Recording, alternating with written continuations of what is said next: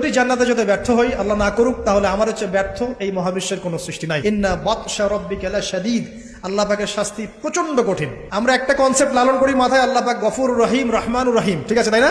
একই সাথে আল্লাহ পাক কিন্তু শাদীদুল ইকাব বটে। আল্লাহ পাক একই সাথে কিন্তু কঠোর শাস্তি দাতাও বটে। আল্লাহ এটা বলছেন ইন্না বাতশা রাব্বিকা লাশাদীদ, আল্লাহ পাক ছাড় দিচ্ছেন আমাদেরকে, ছেড়ে দিবেন না কিন্তু। তোমরা যারা এখন নামাজ পড়ছো না, সওম রাখছো না, হারাম কাজে লিপ্ত আছো, হারাম খাচ্ছ এবং জিনায়, পর্নে, মাদকে লিপ্ত আছো, অহেতুক সময় নষ্ট করছো, দিনের কোনো ফিকির নাই, আল্লাহ পাক কিন্তু সবকিছু দেখছেন, আল্লাহ পাক কিন্তু সবকিছু শুনছেন, আল্লাহ রাব্বুল আলামিন সুযোগ দিচ্ছেন, সময় দিচ্ছেন, তাই বলে কিন্তু আল্লাহ পাক ছেড়ে দিবেন না কখন। আল্লাহ রাব্বুল আলামিন কিন্তু পুঙ্খানুপুঙ্খ হিসাব নেবেন, এটাই বলছেন ইন্না বাতশা রাব্বিকা লাশাদীদ, আল্লাহ পাকের শাস্তি কিন্তু বড়ই কঠিন। একটা এক্সাম্পল দিচ্ছি খালি জাস্ট। আবু তালেব নাম শুনেছেন? কে ছিল?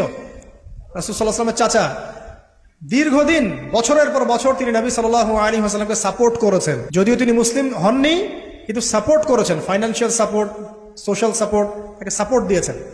কিন্তু শেষমেশ তিনি লা ইলাহা ইল্লাল্লাহ পড়তে পারেন নাই, মুমিন মুসলিম হননি। নবীকে এমন ভাবে সাপোর্ট দিয়েছেন যেটা আরবের কেউ দেয়নি তাকে। তাহলে এই ব্যক্তি কি পাবে পরকালে? সাহাবীরা জিজ্ঞাসা করছেন আপনার চাচার কি হবে পরকালে? রাসূলুল্লাহ সাল্লাল্লাহু আলাইহি ওয়াসাল্লাম বলছেন আমার চাচা আমাকে অনেক অনেক খেদমত করেছে, উপকার করেছে দিনের জন্য, কিন্তু ইমান নিয়ে আসে নাই। যদি সে ইমান নিয়ে আসতো আমি তার প্রতি সুপারিশ করতাম। তিনি চাচাকে বলেছিল না, খালি একবার বলেন লা ইলাহা ইল্লাল্লাহ, আমি আপনার জন্য আল্লাহর কাছে সুপারিশ করব। তিনি ইমান নিয়ে আনেননি। এই কারণে জাহান্নামের সবচেয়ে নিম্নতর শাস্তি তাকে দেওয়া হবে। সেটা কি? তাকে আগুনের এক জোড়া জুতা পরিয়ে দেওয়া হবে। আগুনের এক জোড়া জুতা, এই আগুনের এক জোড়া জুতাতেই নাউজুবিল্লাহ তার মাথার যে মগজ, এই মগজটা টকবক করে ফুটতে থাকবে।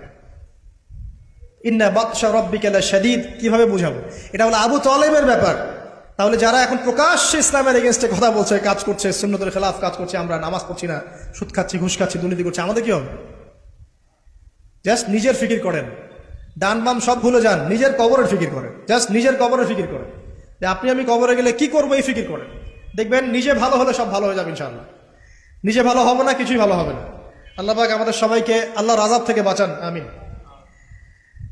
আল্লাহ পাক আযাবের কথা বলছেন, সাথে এটাও বলছেন ইন্নাহু হুয়া ইউবদিউ ওয়া ইউঈদ ওয়া হুয়াল গফুরুল ওয়াদুদ। আল্লাহ পাক কঠিন শাস্তি দাতা বটে, তবে আল্লাহ রাব্বুল আলামিন সবকিছু সৃষ্টি করেছেন, আবার তার দিকেই সবকিছু ফিরে আসবে, এবং তিনি হচ্ছেন পরম প্রেমময় একজন সত্তা। কেউ যদি আল্লাহকে ভয় করে ইনস্ট্যান্ট